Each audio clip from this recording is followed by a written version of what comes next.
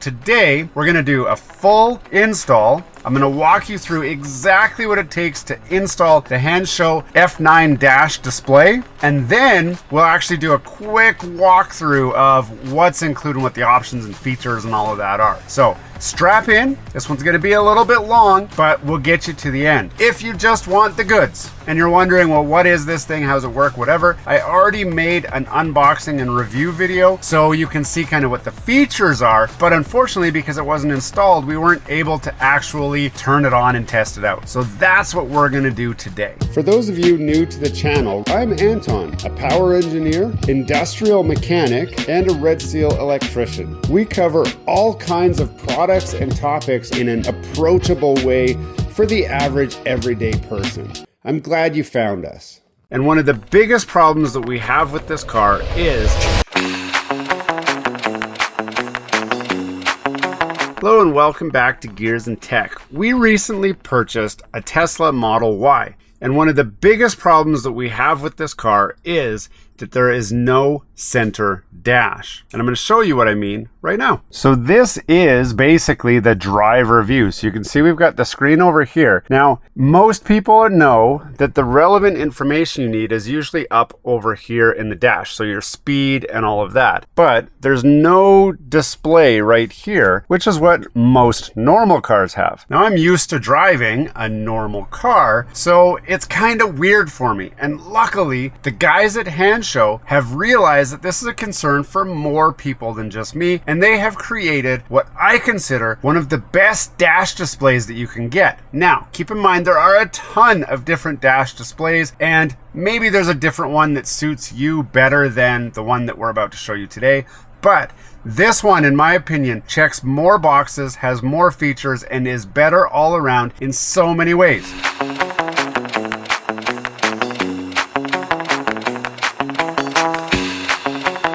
Now that you've seen kind of a quick time lapse of what this is, I'll show you what's in the box real quick so you know what was included. There's some really good instructions. There are some printed instructions. There's also a QR code that'll walk you through a lot of what you're going to see here today anyway. Now again, we've already done the unboxing, so you already know that we've got this T-harness connector kit that you saw us just run through. You know that we've got this adapter here to help put the screen on. We've got these screws which we needed to attach the screen to the dash. It comes with this popper tool, which is great because you'll need this. You've seen it in the video as we went through and removed all the trim pieces. We've got connectors. We've got more collection of screws. We've got the screen itself, which is right there. Beautiful looking screen. And with this kit, we got the front-facing camera, which you've also seen us install already in this video. And then a bunch of little different connectors.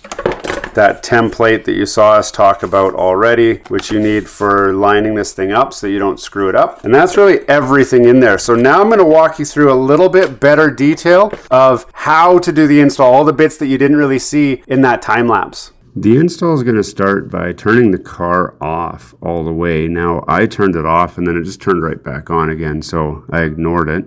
Then you're going to use that plastic tool that comes with it to pop the side panels off and then to pop the long dash piece off. You do have to do this in order. So the side panels first and then the dash piece. After that, I pulled the side panel off on the passenger side. This is where all of your connections are going to be made. So I just popped that off so I could get access and have a quick look for it before I went to preparing the dash itself. Once you're in this position, it's time to go and mount the monitor to the dash, and then we can continue with the rest of the install. Now this is the sticker that we just stuck on, and it's got these 3 dots here where the wiring from this screen goes through. So we're going to just pass that wiring through right now so that we can do the screen install onto the dash. And I don't care which one you pass through which, it really doesn't matter.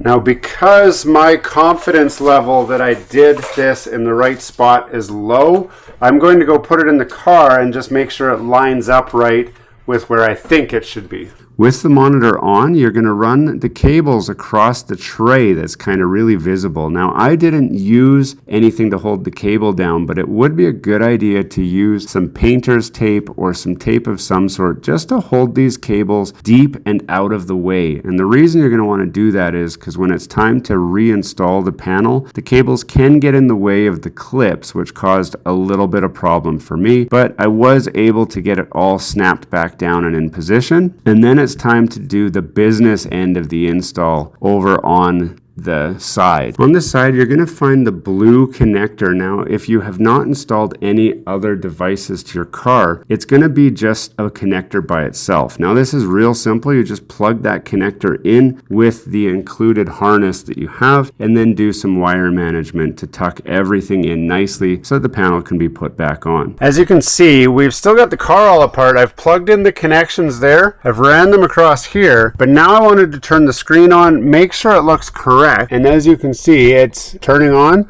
It looks good. I have no idea what to do now, but it's functioning. So it's telling me stuff. So I'm satisfied that we're good to continue with closing up the install here. Now, one thing to note here, everybody says that the connector for your AMD is blue, but it is not in this car. This is a 2025 Model Y. So the connector was right there. It was loose, like nothing was plugged into it. So I plugged it in, and now we've got the other end of the connector right here. Nothing plugs into this unless you've got other add-ons. Plus, you can see we've got our Intel connector right here. So if you have an Intel based car, this is the connector that you're doing. I have heard complaints that the Intel's very, very tight squeeze, and it's way back up in there. You got to pull this carpet out. It's way back up in there. So hopefully your car is a little bit newer and you've got an AMD, because then it's super easy. The power connector was right here, so we just plugged into that. Now all I got to do is some wire management here. I still do have to run my front camera, so I'm going to do that shortly, but I can close up the whole dash here because this is all assembled correctly. It's just the business end down there. Now the camera install is going to be a little bit harder in that you have to remove the whole front end of the frunk. So you're going to remove a few bolts and then remove that frunk liner. It exposed the path where you're going to run the wiring for the camera. There is a black rubber grommet that goes through the car on the passenger side. It's an easy spot to fish some wire through.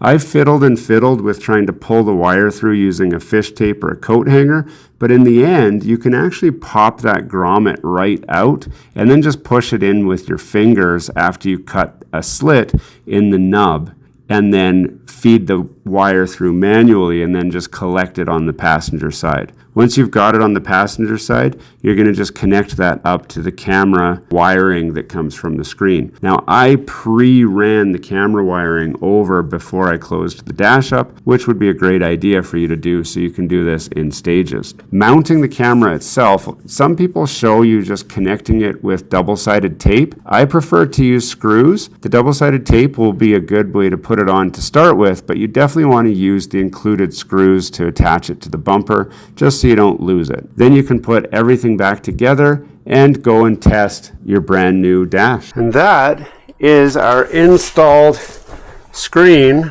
ready to go. So as you can see, we've got full live display of the car. So sure, you can look over there, but we can also look over here at this screen. Now the biggest feature that I like is when I put this into drive, you can see we've got a front-facing camera now instead of just the radar that's on this thing, which, you know, I mean, that works okay, but now I can see everything with that front camera, and it automatically switches to that view as soon as I put it in drive, and it'll switch out. And we'll take this on a road test in a minute to see what this screen looks like while we're driving. But I'll show you the other claim to fame, which is, if we turn on the vents, we'll turn the fan up all the way, and then where do I want this? Right here.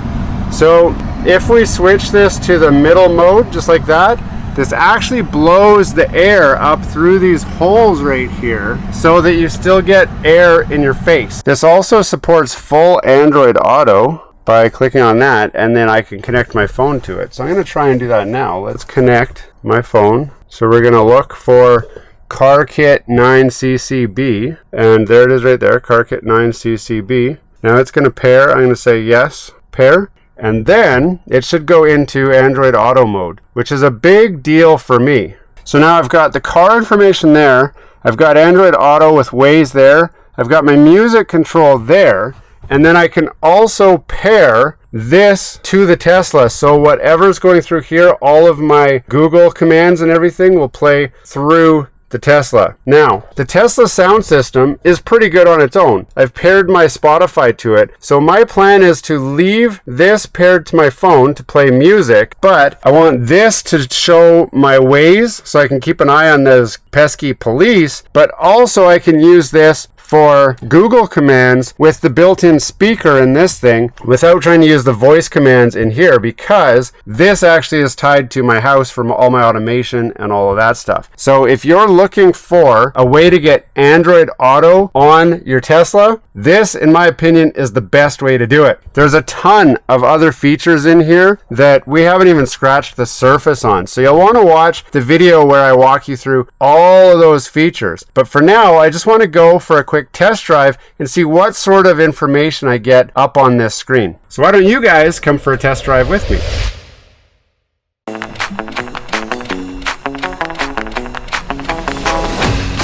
So you can see the camera, and then once I get going a certain speed, it should just shut right off. And there we go. Now it's shut off.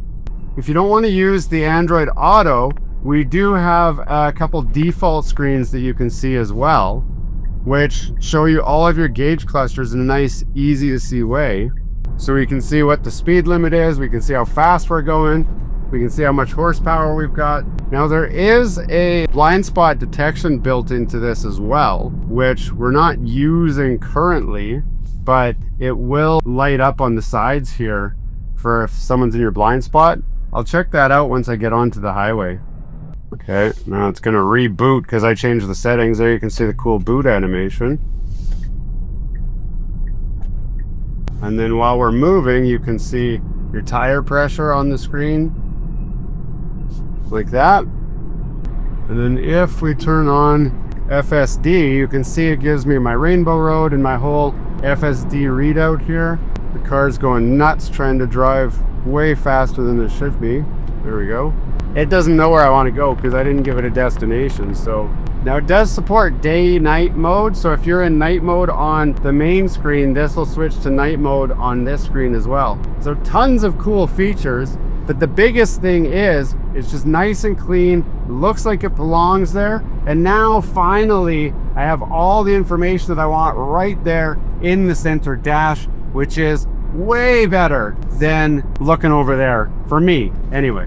Hey, thanks for watching all the way to the end of this video. We hope you enjoy the content in this video, and we'd love to have you come back. Consider subscribing to the channel if you haven't already.